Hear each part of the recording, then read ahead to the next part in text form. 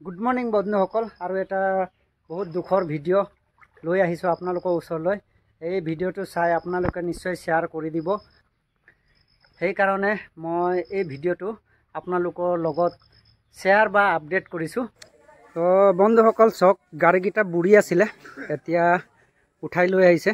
এই প্ৰথম গাড়ীখন হ'ল ধ্ৰুৱজ্যোতি গগৈ, ছেকেণ্ডটো হৈ গ'ল আপোনাৰ হিমান্ত গগৈ, আৰু গেৰেজখনটো পুৰা ডুবি আছিলে। এয়া গাড়ীৰ তলেদি পানী ওলাই আছে চব। আৰু এইটো হিমান্ত গগৈ ভাইটি। অলপ ভিতৰত সোমাই এই দৃশ্যটো অলপ দেখুৱাম আপোনাক। এয়া চাওক, চোতালত এক আঁঠু পানী। এনেকুৱা আমাৰ ইয়াত প্ৰথমবাৰ হৈছে। এককাল হ'বলৈ হ'লচোন ঐ। চাওক, ইয়াত ভেটিটো ওখ আছে যদিও ইমান পানী।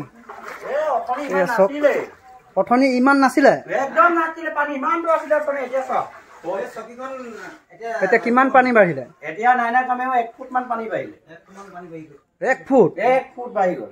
আপোনাৰ আধা ঘণ্টামান হৈছে। ৰাতিপুৱাই ফ্ৰিজটো হেৰি হৈছিলে, ফ্ৰিজটো একো হোৱাই নাছিলে, ফ্ৰিজ একো হোৱাই নাছিলে, এতিয়া উঠাই দিবলগীয়া হৈছে। তো ইমান ডাঙৰ ঘৰ ভেটিটো চব বন্ধ হ'ল, পানী ইমান ভৰ্তি হৈ গ'ল। এই চিলিণ্ডাৰটো ইয়াত উপঙি গৈছে।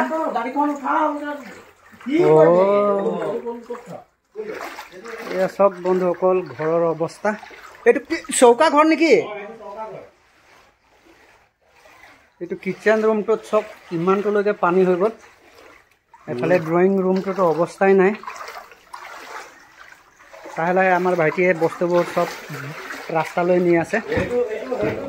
এইফালে বেডৰুম চক, বেডৰুমত ইমান পানী হ'ল আৰু পানীটো বাঢ়ি গৈ আছে, কিন্তু বস্তুবোৰ চব বাহিৰলৈ উলিয়াব লাগিব।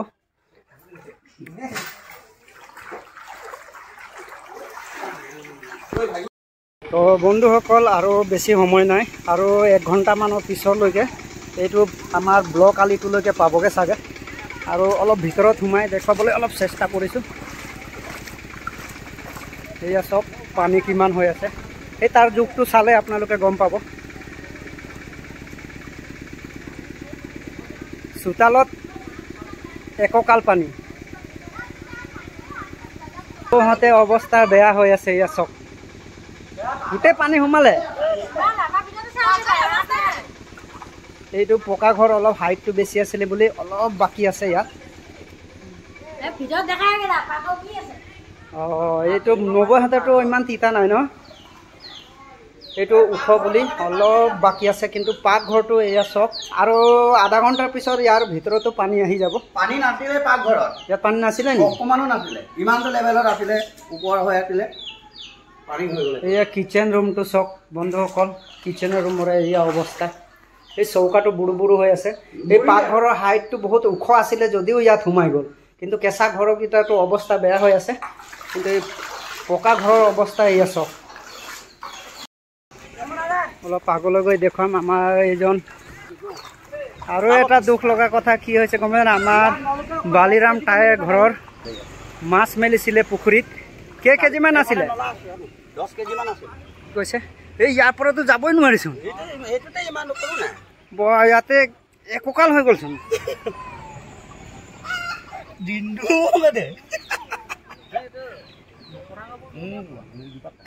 এয়া চক বন্ধুসকল, ঘৰৰ অৱস্থা এনেকা হৈ গৈছে।